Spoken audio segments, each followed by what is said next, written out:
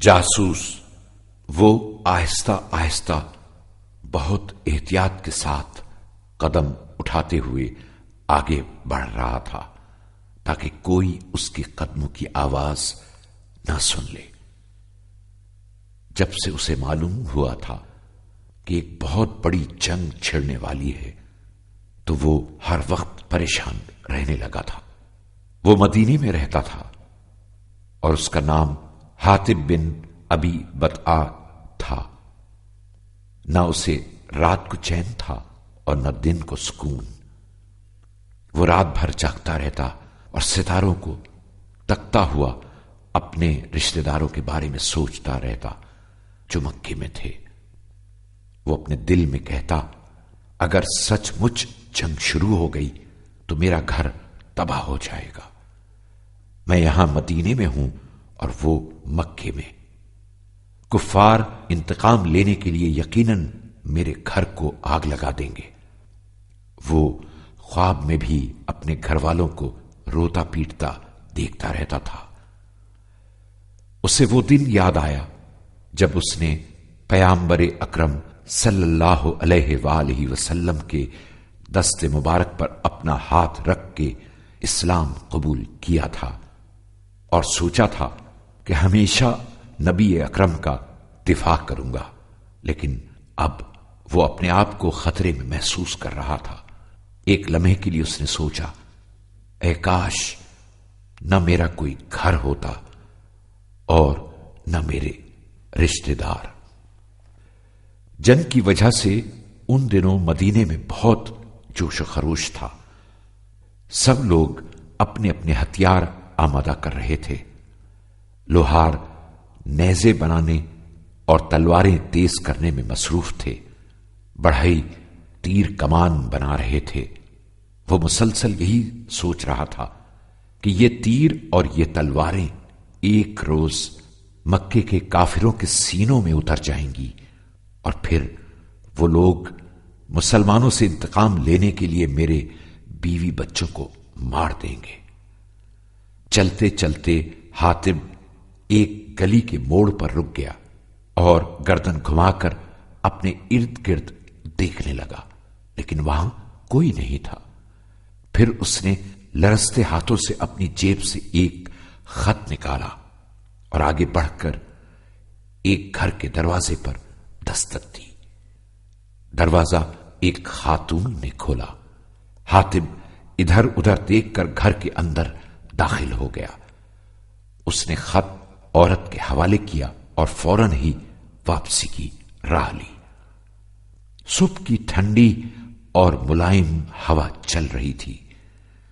پھولوں کی خوشبو پورے شہر میں پھیلی ہوئی تھی کہ حضرت جبرائیل رسول اکرم صلی اللہ علیہ وآلہ وسلم پر نازل ہوئے اور کچھ آیات پڑھ کر سنائیں اور مسلمانوں کو ایک بہت بڑے خطرے اور سازش سے آگاہ کیا۔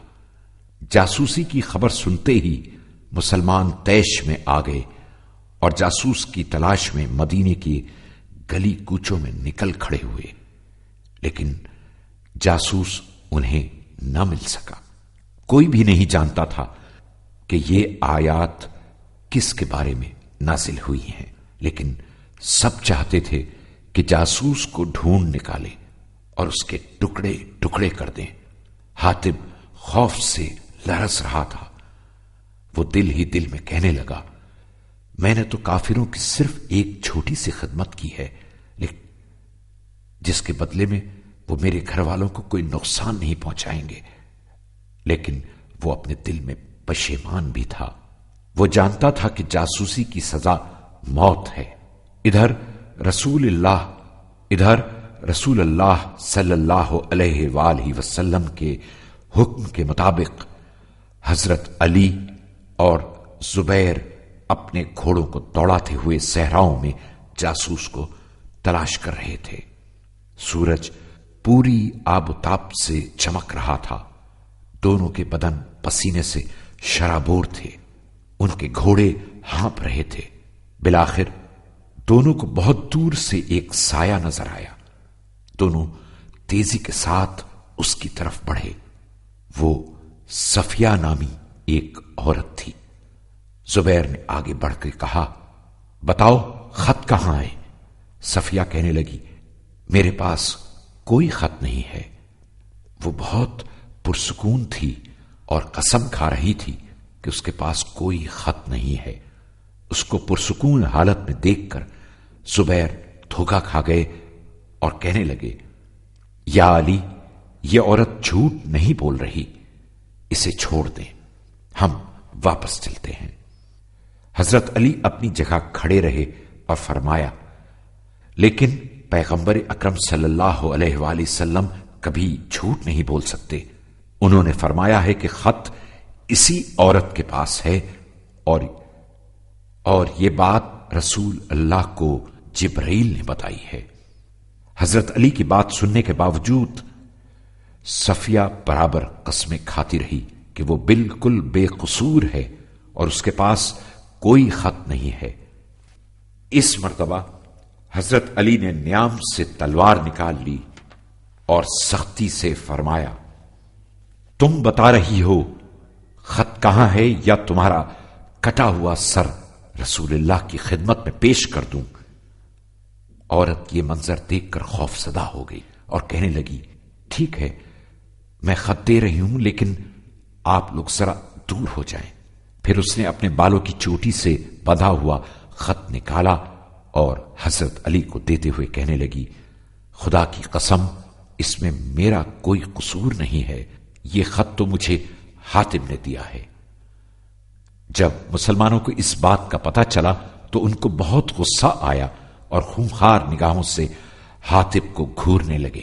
حاتم بن ابی بطآ شرم سے سر جھکائے کھڑا تھا، وہ کسی سے بات بھی نہیں کر رہا تھا۔ پیغمبر اکرم صلی اللہ علیہ وآلہ وسلم نے حاتم کے چہرے پر نظر ڈالی۔ وہ بہت خوفزدہ دکھائی دے رہا تھا، کیونکہ وہ جانتا تھا کہ مسلمانوں کے خلاف جاسوسی بہت بڑا جرم ہے اور اس کی سزا صرف موت ہے۔